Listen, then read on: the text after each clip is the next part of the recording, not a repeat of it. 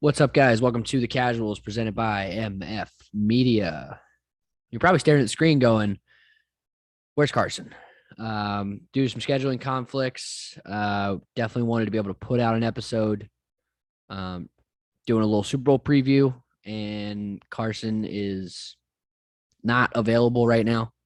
So had to bring on the main man, Steiny, to be able to bring it into us. I'm not embarrassed to say I was the second option. That's fine though. Not a second option. We were bringing you on anyway. At this point, we're just doing it. We're just doing it by ourselves. No Carson involved, which means we don't have to hear him, kissing Matt Stafford's ass the entire time. Obscure references to the Lions and how they're somehow relevant in the Super Bowl. He's gonna be pissed when he hears this. I can't wait.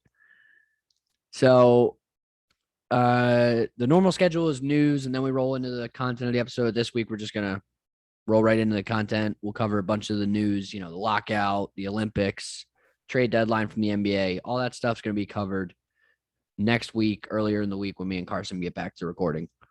So let's go ahead and jump right into it. NFL coaching hires. I'm doing this alphabetically. I'm not doing this by choice. The Bears hired Matt Eberflus, the former Colts defensive coordinator. Would you like to start, Mike? Yeah, why not? I'll start with this. George McCaskey should have to go by a different name. He should have to go by, I don't know. My dad's was like Charles or Dave or just something basic. He should have to go by something other than George. You shouldn't be allowed to carry your grandfather or great-grandfather, one of the two. You shouldn't be able to carry George Halas's name, be his namesake, and do the things that you're doing as chairman. Whoa. The GM hire, amazing. I love the GM hire. GM hire was awesome. Ryan Poles or something like that. Mm-hmm. Amazing. Eberflus, dude, come on. We're doing the same thing over and over. Definition of insanity. Doing the same thing over and over and expecting different results. Well, I just don't understand how you get a head coach that has zero offensive background when you have a first-round pick, second-year quarterback next year that is a ton of talent, clearly has a lot of upside, but is probably lacking the experience around him, whether it's, a backup quarterback, experienced offensive lineman, a head coach or a coordinator that has been around the league before. He can help him make that next step to being an NFL quarterback. Which I will say I'm happy about the hire of, I did not write his name down, the Packers quarterback coach. I'm happy about that hire as our OC because he's going to be a huge help in that development process. But I totally agree with you. Like, why are we going defense here? Because the Bears are a defensive team. Yeah. That's awesome. But you could hand any DC in the country. I mean, you could hand me the clipboard and say, hey, you're the defensive coordinator. And I'm going to be able to still put us in the top 10 every year because that defense alone can run off talent alone. Like, it can do its own thing. They know what to do. There's so much of a veteran presence on that defense.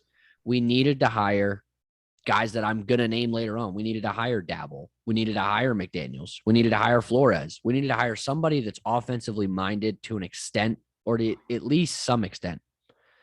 We needed to hire somebody like that, and we didn't. We failed. So, yeah, I just don't see how you don't get a quarterback. Or sorry, you don't get a coach that is going to build your team, build your offense around a very dynamic, special talent. You have a quarterback. It's very typical of the Bears. It's very on brand. And it's the third straight coach, I'm pretty sure, that we've hired that was a coordinator with no head coaching experience. And we've been to the playoffs twice in that time span. Maybe 3 times. But we've got one playoff. Pounding your head against no playoff wins in that time. So, should be a good time. I'm looking forward to the next 3-4 years before he gets fired, inevitably. Broncos, Nathaniel Hackett. Love this hire. I like this hire too, mostly because it's going to persuade Aaron Rodgers to at least consider Denver in his final 2 or 3 teams. To be honest, it's probably worth giving him the job if it gives you a shot at getting Rodgers. As crazy as that sounds, I'm sure he's got, I'm sure he brings a lot to the table outside of his experience and his relationship with Rodgers. So I'm sure he's a good hire regardless. But it's still, he's still just he's shown that he's a good OC. Absolutely. Absolutely. And it gives you a chance to go get a quarterback that makes you an immediate Super Bowl contender for Yeah. the next 3, 4, 5 years. And even if you I think it's don't, really man, I good. think that giving them an OC like this gives them a chance to utilize Drew Lock a little bit. Like No doubt. it was definitely tough under Fangio, who's a huge defensive guy. And you Yeah, no have doubt. Locke, who, in my opinion, is not that bad. I feel like we're trying to lump him in with the oh shit, the guy from the Raiders way back when, the huge Um, draft bust. Jamarcus Russell. Yeah, like we're trying to lump him in with that level of like bust as a starter. And I think in reality, like he's good. He played really well against Chiefs in that last game at the end of the season. Yeah. But my we had my Fangio thought turning is around and they did going, we just exactly can't what. compete with this level of quarterback. Yeah. And so I'm Yeah. saying, even if they don't get somebody, which I think they're going to pursue other options, even if they don't get somebody, I think Drew Lock gets them to 10 wins next year, maybe. I'm not a huge Drew Lock guy, but I do think the Broncos did what the Bears didn't do. You've got the Broncos, a team that historically plays good defense. Yep. They play well at home. They have an enormous home field advantage. Offenses very often go into Denver and struggle. Go get an offensive-minded coach to see what can you get out of a Drew Lock. What can you get out of a free agent quarterback that you go pick up? How can Exactly. you maximize what isn't a super talented offensive roster? And again, I still think it gives them a really good chance to get around. So I think it's a good hire. Yeah. Overall. Dolphins hire Mike McDaniel, San Fran's DC. I like it. But I will lead off with this. And this is a shout out to Aldo, who does not watch. And if he watches, hope that he says something to me. He said they win 12 games next year. Be careful sipping on the Wendy's because you might spit it right out when you hear They're that not kind going to of win thing. 12 games next year. I'll No, tell you that right now. no, not one, not in that division. No. The winner of that division is coming out with 10 games anyway, most likely. Yep. Maybe the Bills pull 12, but like that's a tough division to win in anyway because it's a very competitive division right now. That would require the Dolphins beating the Patriots twice and the Bills twice, which they've probably never done in franchises. No shot. And this is good for them to an extent because they still probably needed to go the offensive coordinator route or a quarterback's coach route where they could hire somebody that could help Tua a little more. Like they've had a good defense for the last couple of years. We're repeating the same narrative of what these shitty teams that are losing that had to fire their head coaches are doing over and over and over again. And the Broncos might have found a fix, but the Bears and Dolphins both didn't find that fix. They have decent young quarterback talent that they can make something happen with if they start shaping their offense a little bit better with good defenses behind them. But instead, they're hiring DCs. I totally agree. I think it's kind of comical when you look at the teams that really struggle in the NFL year in, year out, the teams that for decades at a time really struggle, they continue to make the same mistakes over and over. Whether it's the type of players they bring in, their draft prospects, coaching hires, they make the same mistakes over and over. But I do feel like this is kind of a safe hire. I think you get a guy that's coming from a really good coaching staff, a guy that coached under a really good head coach, coached up a really solid unit for the last few years in that San Francisco defense. I don't think it's a flashy hire. I don't think it's a hire that takes you over the top.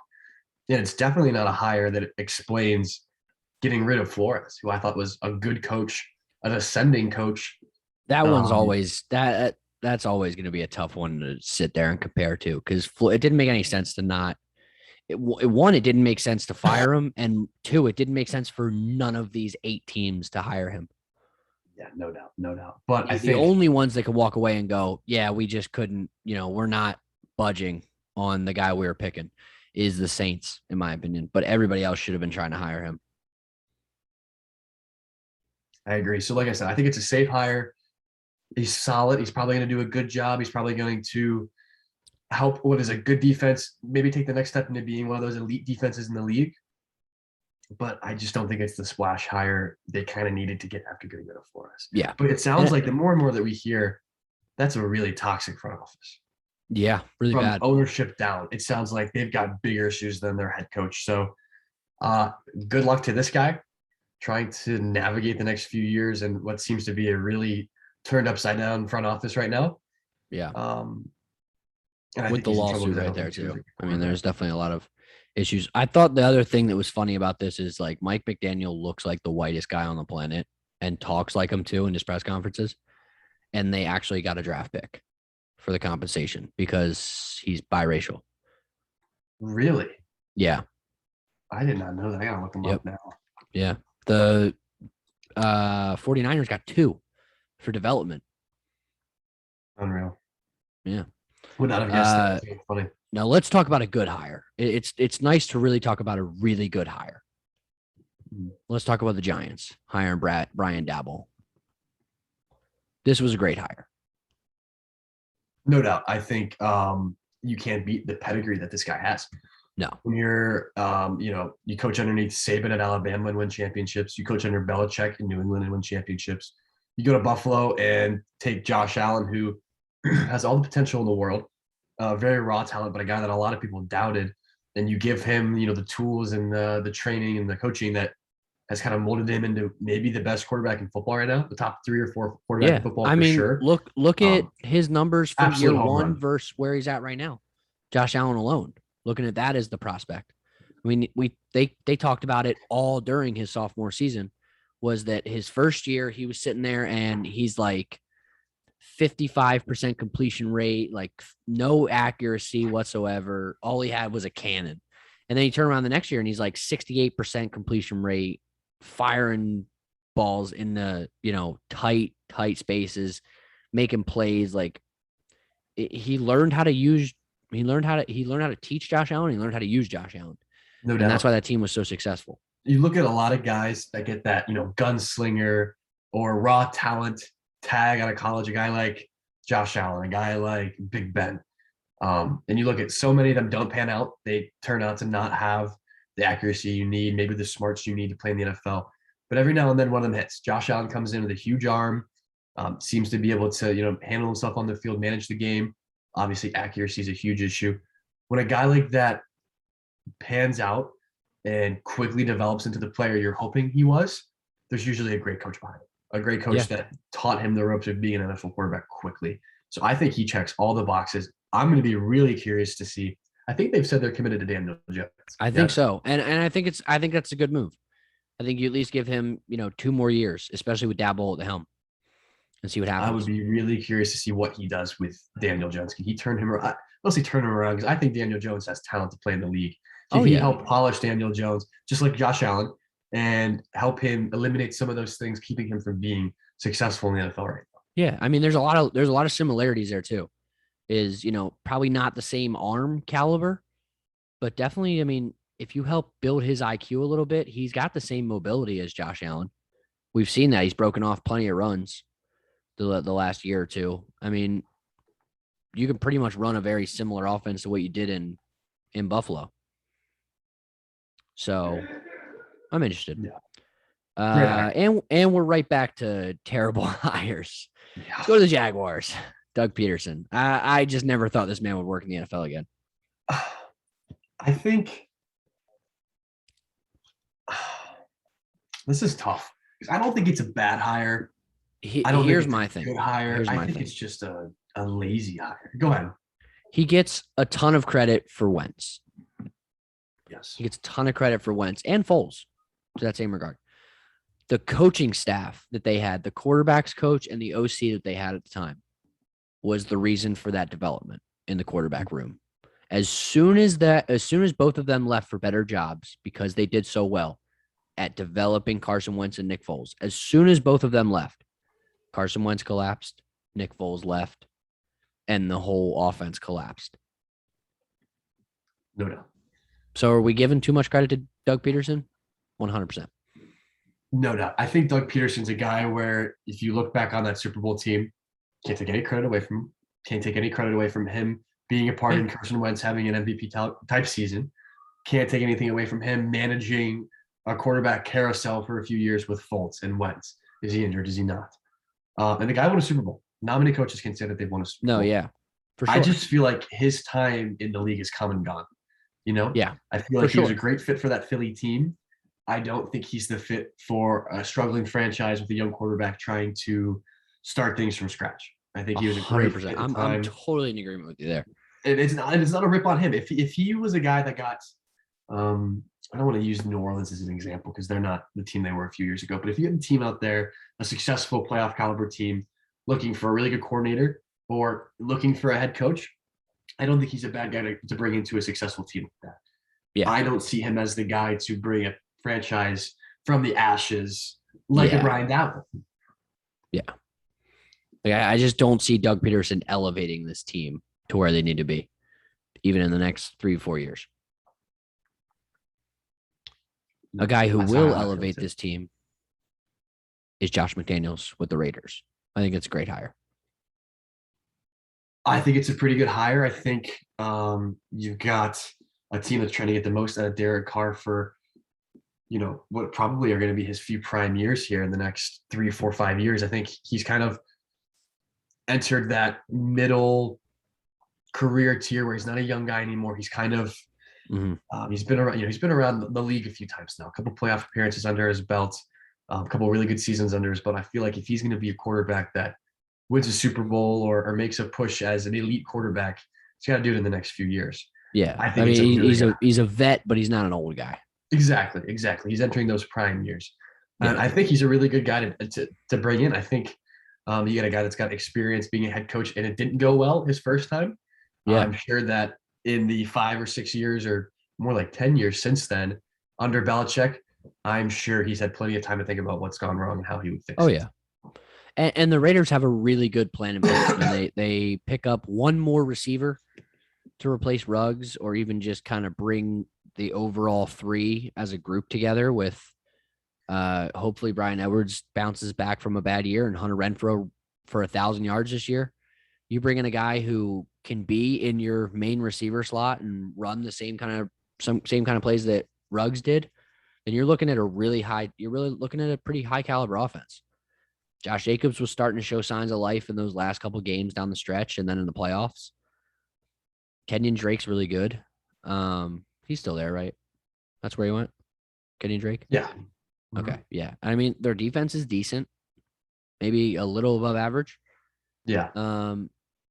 And I think the biggest thing is people just sleep on Derek Carr. I think Derek Carr is extremely underrated. I think he's a pretty good quarterback. I definitely put him, I think another thing. If I had to divide the league into like 4 groups, right? the elite best quarterbacks, and that doesn't mean that all of them are elite, but all of them fit into that category, get into that tier. I think Derek Carr is that 8th man in that first tier. I think he's a very good quarterback. Another thing that jumps out to me, though, is Josh McDaniels has had a lot of opportunities the last few years to go be head coach in this league. Yeah.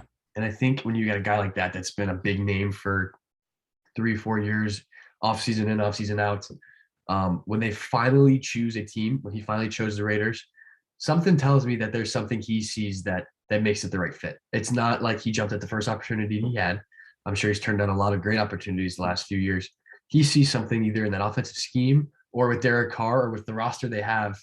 I think when you have a guy that's got the options McDaniels has had for the last few years, when they usually, when they finally make that decision to jump to a head coaching role or make a change, they usually really like the makeup of what they're going into. And I think that the Raiders are going to be a perennial playoff team for the next few years. Yeah, 100%. Saints just promote Dennis Allen.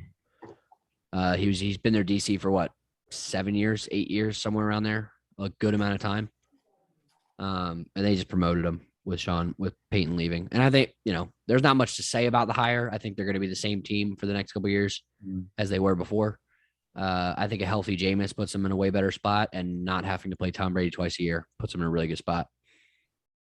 I think they're in that weird category where you're not an elite Super Bowl contender and you're not a team that's totally rebuilding and, addressing major holes in your roster. Yeah. Not totally out of it either. Like, they're not the guys that we're listing off. We're not putting them in the same category as the Rams, the Chiefs, the Bills. We're not putting them in this category of like, these guys could definitely win the Super Bowl this year.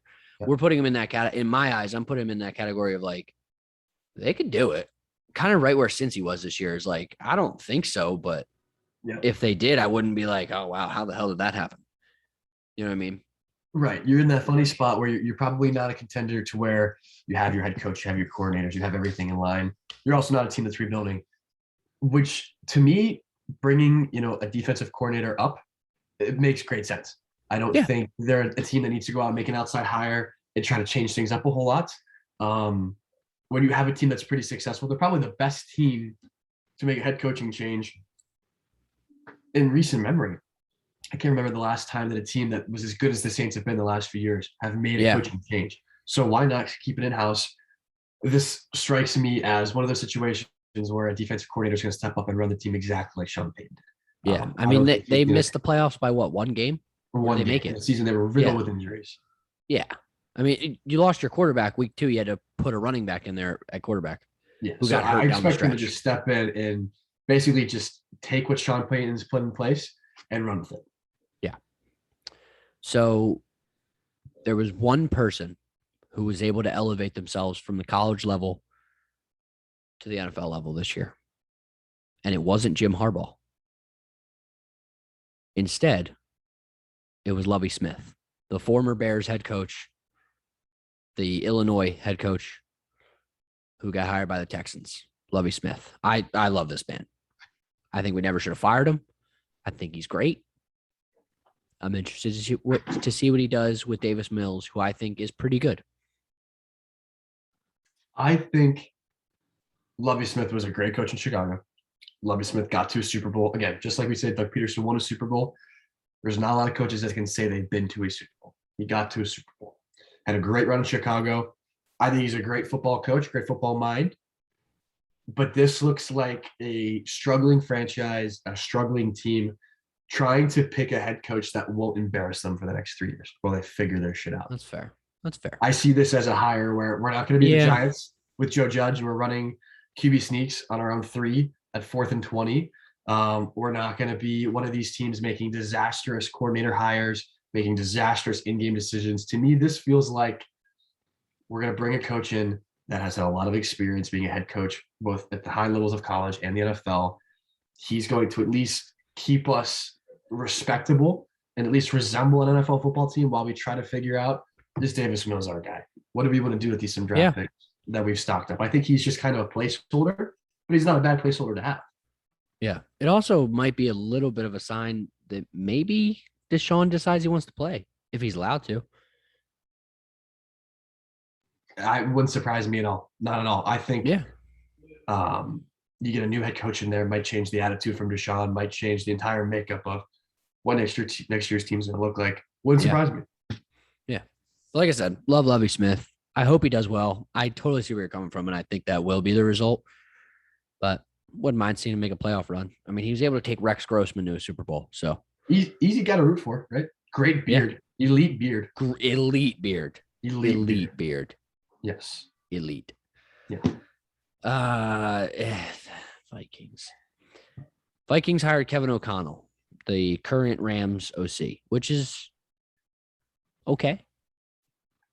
Yeah. A good hire, but like it's kind of like, are we giving the OC from the Rams way too much credit right now and giving him a head coaching job? Because at the end of the day, that's Sean McVay's team, not your OC. And there's a shit ton of weapons over there. You know what I mean? Like, it's real easy to draw up offenses that work around the guy who just won the triple threat, OBJ, Robert Woods at one point. Mm-hmm.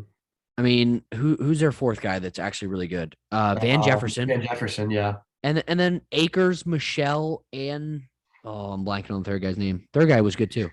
Gordon? No. Yeah. Short of Eric Bieniemy, who I like a lot too. I'm not ripping on Eric Bieniemy, but short of Eric Bieniemy, this guy might have the easiest job in football. Yeah. Making plays work with these guys on the field, and you've got Sean McVay as your reference being a head coach. You're going to be just fine as an offensive coordinator of the Rams. Yeah. I'm interested to see what he does with Kirk Cousins at the helm.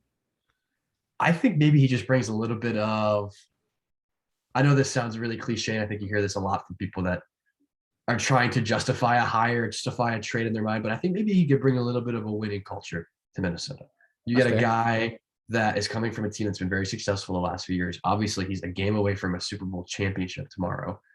You have Zimmer, who was there before Mike Zimmer, one of the more boring coaches in the league, just kind of quietly going about their business, one of the more boring teams in the league. Maybe he can bring a little bit of flair to this team. Maybe he can bring a little bit of confidence, a little bit of swagger, a guy that's done it before, that's done it with some great players. I'm hoping maybe he can bring that energy to them. And that's not to say that the Vikings don't have a great offense. The hole in that offense is at the quarterback position, but they have a top 5 running back, a top 5 wide receiver, and then a top 15 wide receiver on the other side. Mm-hmm. Like they have the core right there. Their tight end's pretty good too. I'm blanking on the name again. Yeah. I'm struggling with names tonight, but shit. Yeah, their tight end's good. I just can't remember his name. Yeah. No, I think it's a good hire. I think it's a good hire. I mean, I'm hoping it doesn't work out because I love seeing the Vikings at the bottom of that division at all times, but who knows? Yeah, we'll see. So let's move into Super Bowl preview. Beautiful. Here we go. I'm excited. I'm really excited. It's Team of Destiny time. It's Team of Destiny time. I think everybody's excited to watch the Super Bowl that doesn't have New England, Kansas City. These are 2 fresh teams. Yeah, absolutely. Very fresh. And I think it's going to be a really good game. I don't think many people out there can go into this thinking one team's going to run away with it one way or another. I think some of the Super Bowl hype this week's been some of the best in a few years. Oh, yeah. You just got 2 sides, and it's like all of Twitter, all of social media is in on it. Like it's no longer just the fandom of one team and the fandom of another. It's guys standing up for Stafford and saying Stafford and OBJ are going to get their ring. First guys who are like, Joe Shiesty is about to put on a show kind of thing. Like there's so much support for the Super Bowl that it's exciting. I'm excited. So let's start with the Bengals. Bengals were 10-7 in the regular season. Came in as the 4 seed, winning the AFC North. Pittsburgh choked. They beat the Raiders in round 1, beat the Titans, and then they pulled off a miracle against the Chiefs last week or 2 weeks ago to get here. Key players here are clear cut. Okay. Joe Burrow, Jamar Chase, T. Higgins. You could even throw Boyd if you want. Eli Apple, and then Hendrickson and Hubbard on both sides of the D line are going to be huge. Going to be huge. Their keys to success: stick to the passing game. That defense is too good. Don't try to run it. Mixon's going to have 2.6 yards per carry on 12 carries if they win this ballgame. He's barely going to touch the ball. Don't get fancy. You don't need to get fancy. You just need to play your game.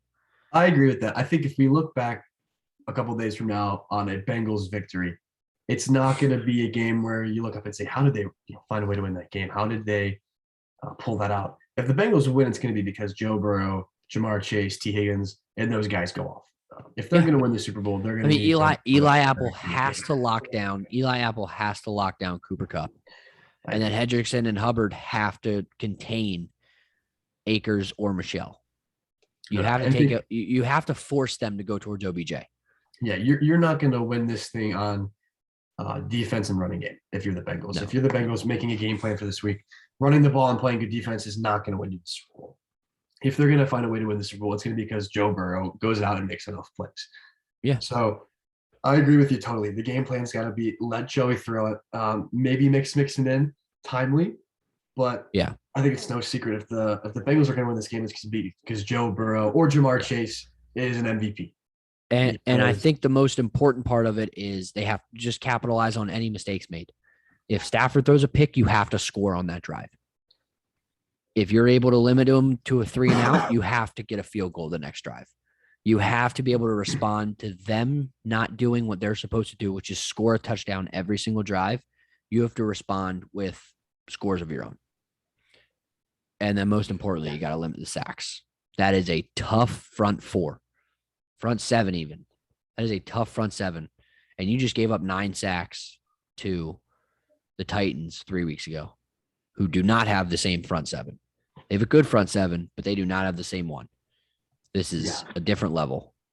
Yeah, no You got to doubt. be ready. You got to be prepared for that. And these O linemen need to step up. So No, listen, that should be the only 5 key players we're talking about in reality.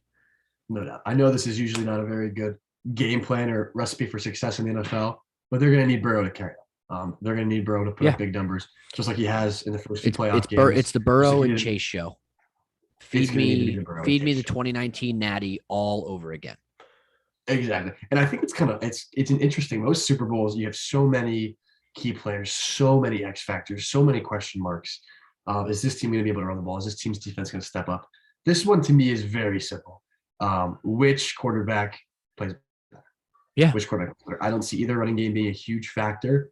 I think both teams are really solid in special teams. Both teams are really well coached. I don't see either team making that big mistake.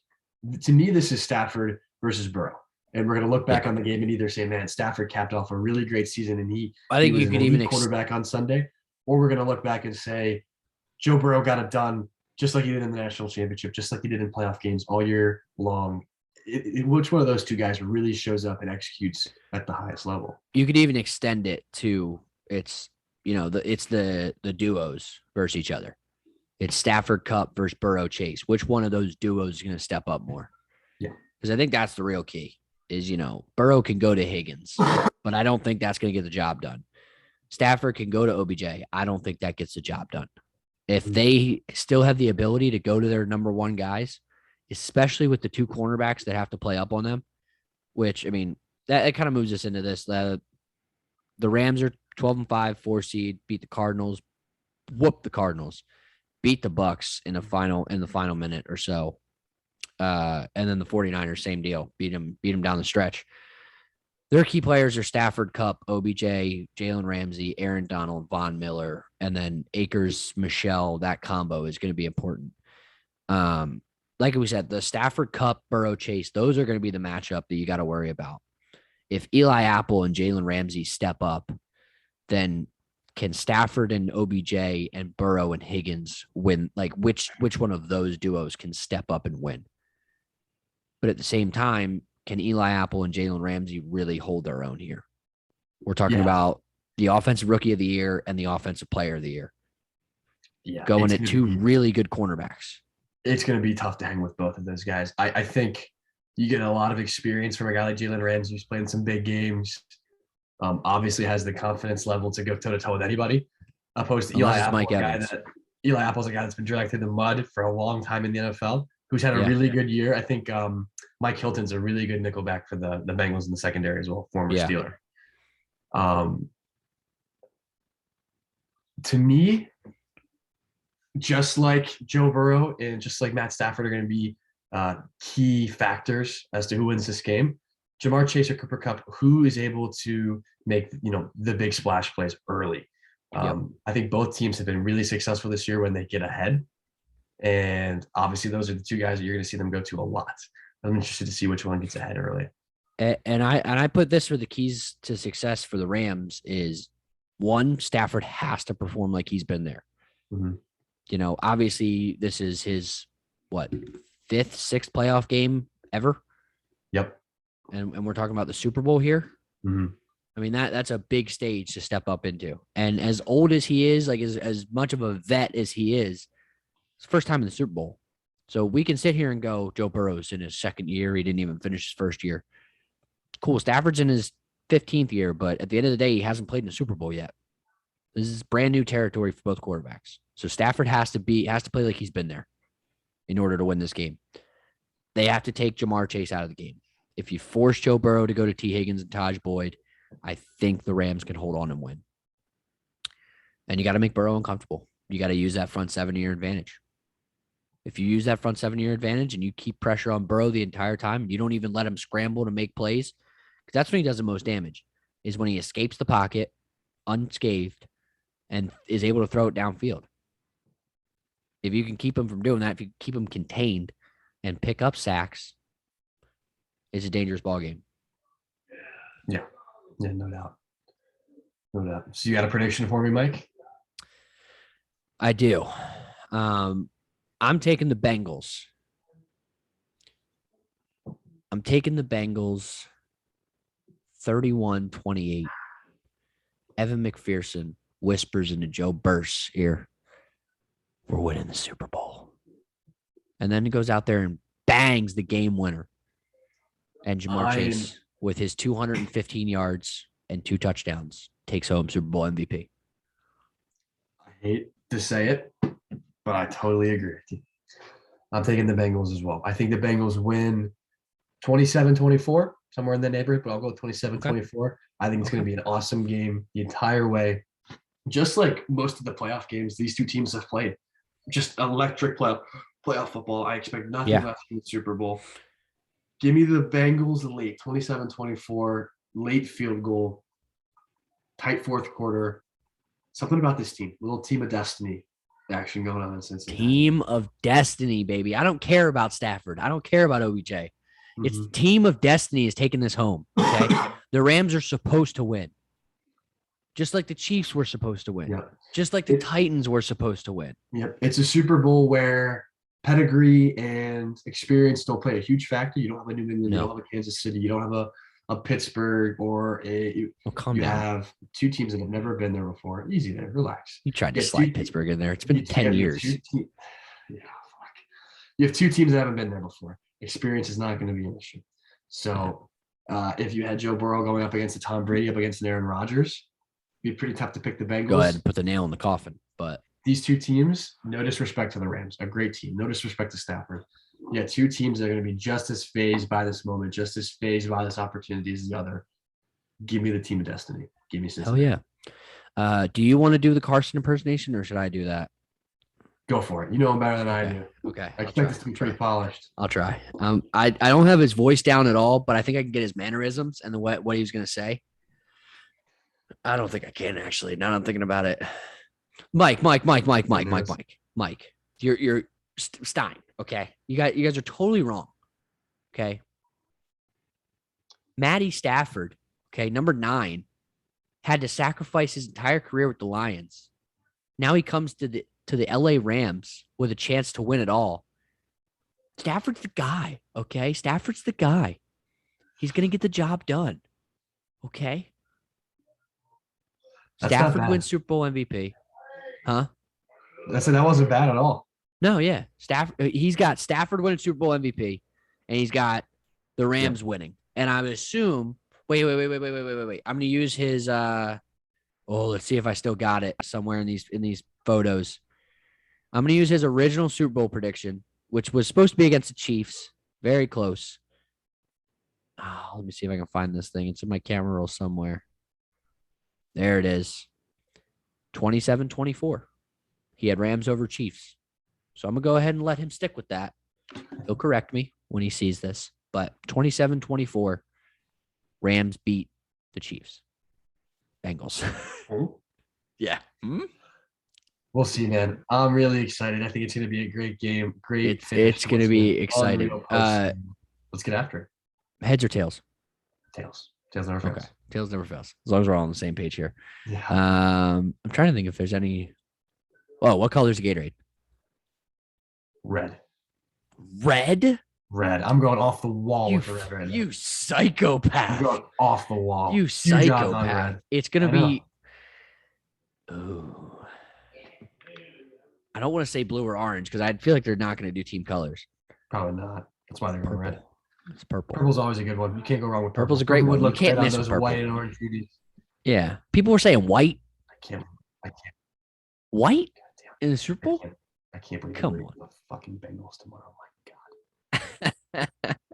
Oh no, but that's what the AFC North does. That's what I keep getting told. Because I go, how the hell rivalry? Are you guys cheering for each other? And a bunch of AFC North guys, Nolan, keep going, man, this is a division where, yeah, when we play each other during the regular season, we hate each other. When we play each other in the playoffs, we hate each other. But if one guy makes it further than us in the playoffs, we're going to cheer for them. I feel that way. We want our division to win the whole thing. I'm like, this isn't the Big Ten, guy. The team doesn't get money because some team from your conference wins the whole thing. Like, that's not how this works, okay? Instead, they're going to rub it in your face both times they play you. I feel that about the Ravens because I think that's a really respectful rivalry. I have very little respect for the Cincinnati Bengals over the years of the perfect bullshit, the Pac-Man Jones BS. Dude, Okay. I get where you're coming from. And again, if it was the Ravens, sure. If it was I don't support Browns, it. Maybe. No part of me wants to see the Bengals win the Super Bowl other than I'm coming on here taking the Bengals. Yeah, I would literally I've had to sit through a Rodgers Super Bowl. Thank God the Vikings keep choking in the championship. I don't have to see them in the Super Bowl. Yeah. The Lions will never be in the Super Bowl. Nope, never. I feel great. I'm in a good spot. You should. Aaron Rodgers is gone. I don't care about my division. Our division doesn't exist. It's the Bears division. The North belongs to the Bears again. All right, we should end on that note before. I hope. Wait, there's another prop bet here. First play of the game. Oh, wait. Touchback, yes or no? On the first kick? Yep. 100%. Absolutely. That's a great You have a touchback? Yes, it will be. It's only a touchback. No doubt. Wow. No doubt.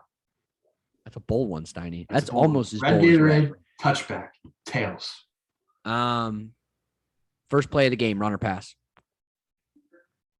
Quick little slant to Van Jefferson. Oh yeah, easy. Last one. Let me think. Oh. Does the national anthem 1 minute 35 seconds? Over or under? Under. Quick anthem. You know? Snappy under. Here's the thing. The guy's nickname is Quickie Mickey. But this is his moment. Easy. The last 20 years, it's been over 1 minute 35. Under. I got one for you. Over, under 3.5 field goals. Oh, over. Are you crazy? Matt Gay and Evan McPherson going at it. See, 3.5 total between both teams. Yes. They easily kick 2 each. All right. We'll see what happens. I hope. I said that really confidently, so I'm really hoping it hits. All right. Well, wait, we got to do the normal outro. Steiny, give your socials. You can hit me up on Twitter or Instagram at Matt Stinebiser. I'm not going to spell it for you probably on the description down here. It is. I will have a big at Matt Stinebiser right on your name. Yours is so much easier than everybody. Carson has to quadruple spell his, so everybody reminds him. At Michael Foltz 33 on Twitter, at Foltz.Michael.Jr. on Instagram. Check me out. Hit me up. Tell me how badly my predictions go. That's usually the case. And that's it. If you're still watching, make sure to subscribe. Make sure to hit the like button, hit the follow button, do all that stuff. Check us out on our socials. MF Media Prod on most apps.